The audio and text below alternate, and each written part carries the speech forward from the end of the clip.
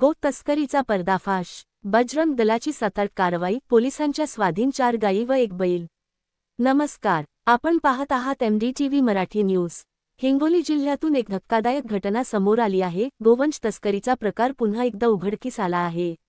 बासंबा police ठाण्याच्या हद्दीत बजरंग दलाच्या कार्यकर्त्यांनी मोठी सतर्कता दाखवत ही तस्करी थांबवली असून 4 गायी आणि 1 बैल अवैधरित्या कत्तलीसाठी नेले जात असल्याचे उघड झाले आहे। ही घटना 17 जुलै 2025 रोजी रात्रीच्या सुमारास घडली असून वाशिमपासे असलेल्या बोलेरो पिकअपमधून ही जनावरे नेली जात होती।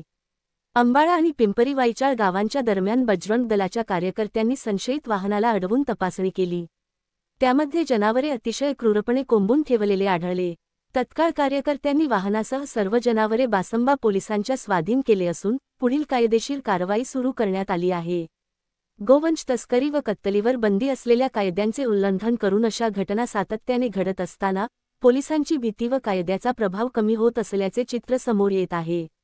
हिंगोलीत यापूर्वीही अशा अनेक प्रकरणांची नोंद झाली असली तरी अशा घटनांना आळा बसणार कधी? ही एक गंभीर सामाजिक आणि कायदेशीर समस्या बनत चालली आहे। पोलिसांनी या प्रकरणात कठोर कारवाई करावी अशी मागणी आता समाजातील विविध घटकांकडून होत आहे। अशाच महत्त्वाच्या बातम्यांसाठी पाहत रहा MDTV मराठी न्यूज। मुख्य संपादक राजू गवळी।